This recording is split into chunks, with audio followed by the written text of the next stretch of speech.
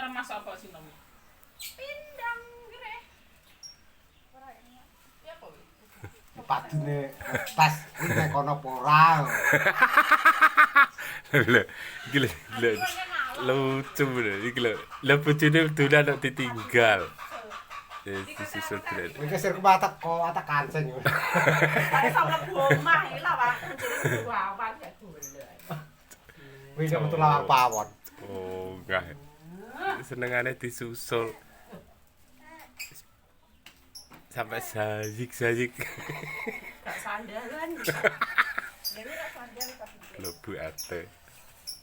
Ora sambok video jan. Iki sadar maca apa dadak apa kono. Sinome ya gerang-gerang, Pak. Lah tak berarti rampasi mantuku kok. Lha iki apa?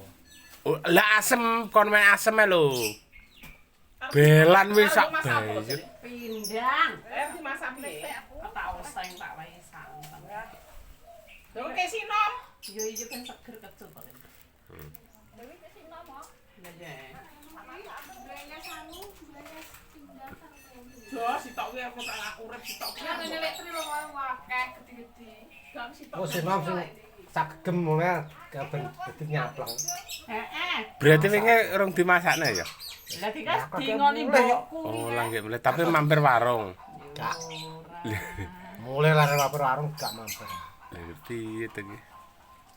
Delok suwi gak duwe kowe. Aku malah diosengno genjer karo bojoku. Genjer enak tapi nek jenenge anu sing nom kae. Enak. Nek sing tuwa ulet Nek golek tuwek nindi cara cilik-cilik ora enak Malah sing tuwek. dibuket sih cilik-cilik. pahit-pahit enak. Kayak iki ranji anakku itu. Iwak.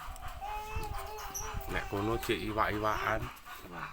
Nek iki gawane iwak karo mertuaku. Begini. Blenger aku cek. Mare sikil kemeng. Gowo iwak kok piye, Por? Nah. Oleh yo ngamu pirang kilo kok. Oke, sono lah wong. Kalau Sono pira-pira. maksud pakai Sa RT 2 RT sapi loro. Loro ngawi. Pedose 12. Gak ngeri. Ya. Oh, berarti wing nginep yo arep ngolah iwak kuwi. Setan. Aku mau. Aku kan pengen anakku itu kerja apa namanya? Kerja ndi? Ngawi. Medun. mau ora tau nang ndi kerja lagi rong dino. Tangane iki biru-biru. Pak kon wis ditipane. Kon wis ditipane lho. Isin yo tak tunggoni aku tok isin. Sarane anakku. Apa ta sa? Lho anak wis gedhe bener. Tapi nek mbok tunggoni paling kan dekne gak isin. Nek nang klar piye? Aduh Pak wis Pak. Lho Wis, ya dapur dukun barang banget saiki. Nek nang klar piye nang klar? Ini apa nang klar tuh batu. Nengkler gaduk ndek esuk paling kok nangis jempleng-jempleng. Dek bengi ki apa? Dek bengi ki gua tuh pranok. Lah kon nengkler yo nengkler tenaga batu. Duk. Anu nek Sri lho jerit buat. Wih, lho dedek kaget. Rene nangis sih nang klar piye nang klar? Nang klar piye? Tek sampe lu. Dak pirik, lah kene kaget. Ya wis suwe tak dikit mah.